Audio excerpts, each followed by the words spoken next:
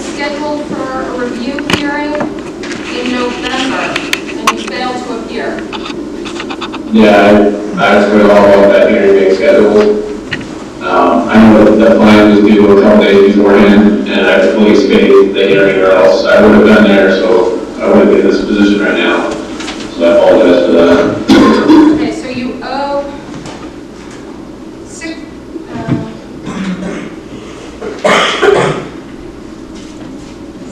$1,600 to the court. Do you understand that? Or to the victim? It's a restitution case. You owe $1,600. Do you understand that? Do you have that money? I do not. Okay, what we're going to do is I'm going to change the bail to PR, and we're going to schedule this for a date for you to come in and address the restitution. Okay, thank you.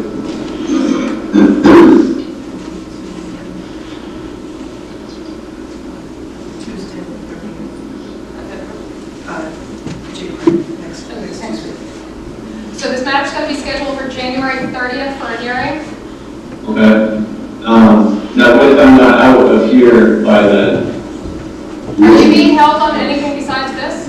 I have that child support thing in Rockland County, which I imagine if I PR bail for this, they're going to send me to Buckingham, and I'll be able to take care of that hopefully Monday and speak to that judge. Okay. So we'll keep it on the 30th. If you are not out, that needs to be conveyed to the court. Okay. You talk to the sheriff tomorrow? Yeah. Okay, so we'll check to see your status, but we'll know if you are out, so you need to be here on the 30th. Okay, that's next Tuesday? Yes. Okay. Okay? And you want to reserve a cash bail? I mean, a PR, what's the cash on it? 1600. I'm just converting the 1600 cash to PR. Okay. So 1600 PR. Okay, very good. Thank you. All right, thank you. Thank you, sir. That's it for today, yes, thank you. Thank you. Jocelyn Norris.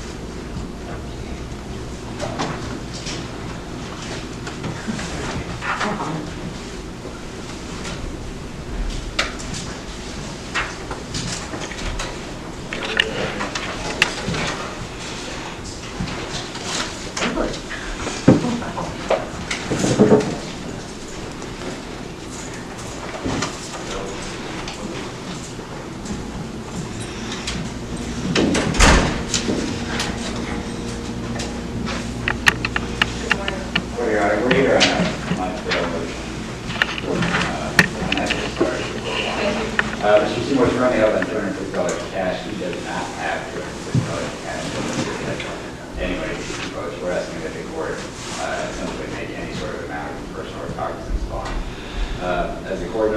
CPR is the presumption that the statute requires people to be released on personal or cognizance unless they're finding that are dangerous to themselves or the community, or that Mr. Seymour's at risk of flight.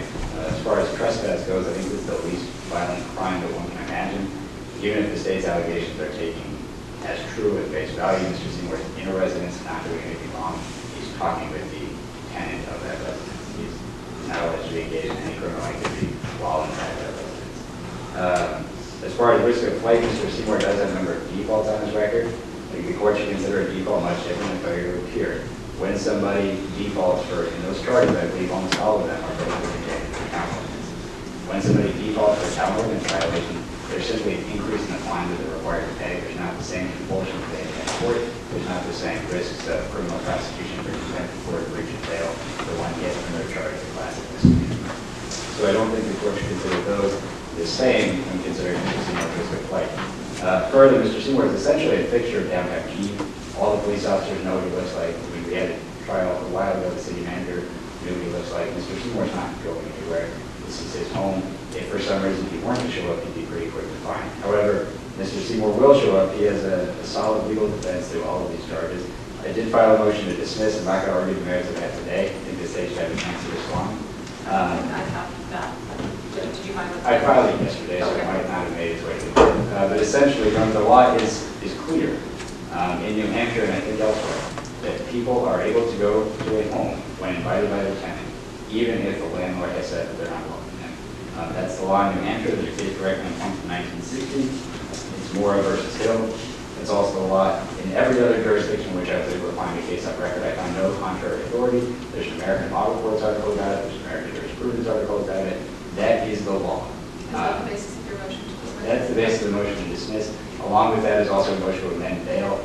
Should the court not want to dismiss, at least that he should be able to go back to 50 Franklin Street. I'm not asking for that today because I understand that while that is still pending, he shouldn't be going back to the place of his alleged that trespass. And I know that Ms. Long is currently engaged in an eviction lawsuit there, but the state's allegations are essentially the landlord's fault. I don't know if is she the owner or She's the tenant. Ms. Long is currently the tenant. I'm sorry. The state's allegations are that the landlord said Mr. Seymour was not welcome there. When the police saw Mr. Seymour, he was in the house having a conversation with Ms. Long. Ms. Long is Mr. Seymour's. He calls her his wife. I don't think there is a marriage certificate, but they have done essentially everything else that everybody who's married does. They've said I do for each other. They are together and they've been together for some time. So there's no allegation Mr. Seymour wasn't there with her invitation. She invited him when he was there. He had been homeless for some time. Ms. Long got an apartment. I think Mr. Seymour was staying there. While this is pending, until the court rules on my motion, Mr. Seymour is prepared to go to 100 Nights and stay there for the time being. So he doesn't need to go to 50 Franklin Street. I'm not familiar with that. Who's got it? 50 Franklin Street is the place where he's alleged. 100 Nights is a shelter in town. It's 17 Lansing Street is the address of it. And is that a first come, first served shelter? It is. I don't think there's any indication it's full right now. Mr. Seymour has stayed there many times before. So that's where he's able to stay. The fact that he has a solid legal defense, I think, should weigh in his favor when the court is setting bail. I understand, again, I'm not asking the court to rule on my motion, but the law is clear that what he did is not a crime. He shouldn't be held on $250 cash waiting to make that argument. I think that liberty should get more, especially when the law is this clear in his favor. Good morning, Your Honor. I'm Miranda with the Police Department. The state is asking the court to maintain your $250 cash bail. The state believes that that minimal cash bail amount is appropriate under the circumstances. At Mr. Seymour's video arraignment, the state argued that they had a concern, that the state had a concern that he would be a danger to himself if he was released without added conditions. Mr. Seymour does have a very lengthy history. He is well known to the police department. Oftentimes, he has faced homelessness, and he has received quite a number of open container charges as a result of having an open container in public. He has a bit hard to account for the court how many there are.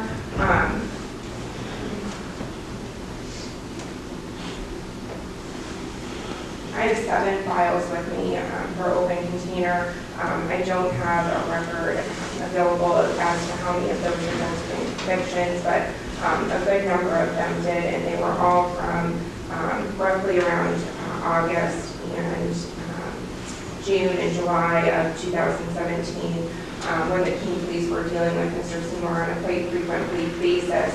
The defense is accurate in that he did default on many of those open container summonses, and at one point did tell an officer, I believe it was Lieutenant Short, that he wasn't going to be addressing those fines. Those fines are actually still outstanding and I don't think resolved with the court. There was some discussion of applying some pretrial credit towards those fines, but I've not seen a motion to that effect, so those fines are actually still outstanding as well.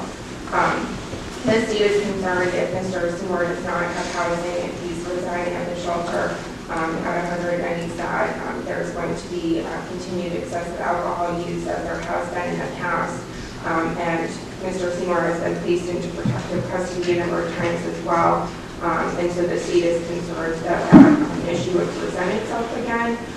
If there was some form of monitoring in terms of drug testing or requirement that he attend AA, then the state, it would lessen the state's concern in terms of a danger to himself while he's homeless and with his history of alcoholism. I don't know if the 100-night shelter is full. Oftentimes they are at this period of time in the year based on the weather. I don't have that information. I was unaware of where he would be residing before the defense indicated that just now. In terms of the merits of the pending charges, he does have a contempt charge for a court order not to go to that address, and he went to that address in violation of that court order. So even if the defense's motion to dismiss prevails on the trespass charges, there is still that contempt charge where he was prohibited from going to 50 Franklin Street where Ms. Long resides. They do have a lengthy relationship together. They're often together. The state is concerned that Mr. Seymour would continue to go to that residence once released on bail. So the state also has a concern that he'll continue to engage in that behavior. I understand there's a pending request by the defense to remove that condition of bail, but until that's decided by the court, I think it should be very clear that he's not to go to that address in violation of the current bail orders as well. I have 2 questions based on the statement that you gave. The danger to himself that you alluded to, did that relate, is that specifically related to his alcohol use? Correct, Your Honor. Okay. And your comment that the state would be more satisfied if he were subject to some sort of testing for attending AA, who would provide that testing? How would that be conducted? It depends. Sometimes behavioral health court is one option. They do provide pre-trial monitoring and drug testing, and they can verify his attendance at AA. The jail sometimes conducts drug screening, but I think that would have to be set up in advance. The issue with alcohol is, it doesn't stay in somebody's system very long, so it would be important for him to be having regular contact with somebody. So behavioral health court may be another option in that regard. Yes, sure. Mr. Seymour, going to AA, what he can do is he can get slips. It's difficult for people to get proof of AA because it's anonymous. So Mr. Seymour can do is get a paper signed. He can submit that to me either every week or every 2 weeks. I get the decision to the court. If the state is not satisfied, I can take a file motion to revoke bail based on his non-attendance. I think that's probably the best way to address his alcohol problem. Drug testing, I think you'll be able to show it. And a treatment-oriented approach makes more sense. Mr. Seymour has been homeless for some time, and like many people, he struggles with alcoholism. But the court shouldn't hold him on cash bail simply for that, or other alternatives to addressing that such a thing. So he's willing to do that. As far as 50 Franklin Street is concerned, he's staying here, and I think he'll stay if the court needs it on the record. He won't go there until the court rules on my motion to amend bail with respect to that. He has shown in the past that he's willing to follow those orders. He was trespassed from Railroad Square, which is a place in downtown Keene. It's a lovely place. We had a trial on whether that was lawful or not. He was found not guilty of the trespass. The trespass order is still in effect. He's been out for 4 months or so since then, and he hasn't gone back to Railroad Square. So I think that shows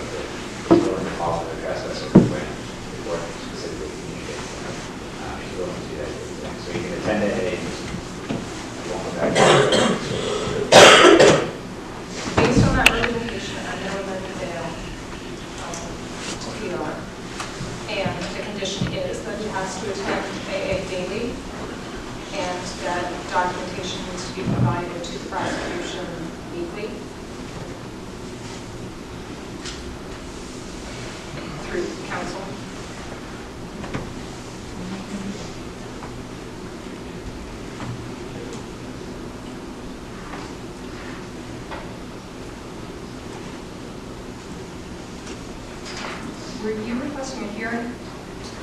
I was requesting a hearing on the motion I filed. Okay. The state should have 10 days to respond from.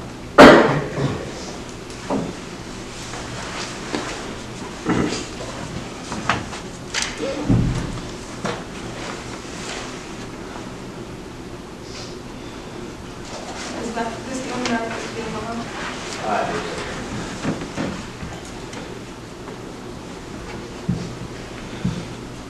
Anything further from the state? I would just also ask that the outstanding fines that we have from the balloon container turbines are addressed by the defense. I believe there was some discussion that they would be filed in the motion.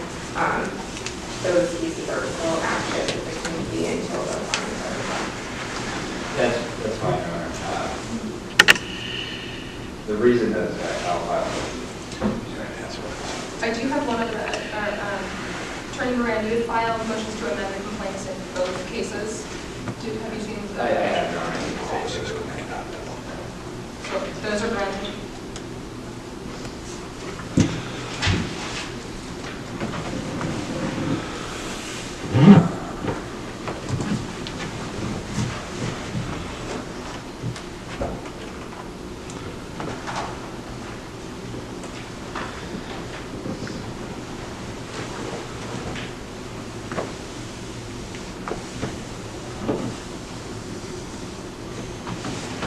Just for the residents, is it a daily check-in to see if there's space? It is, Your Honor.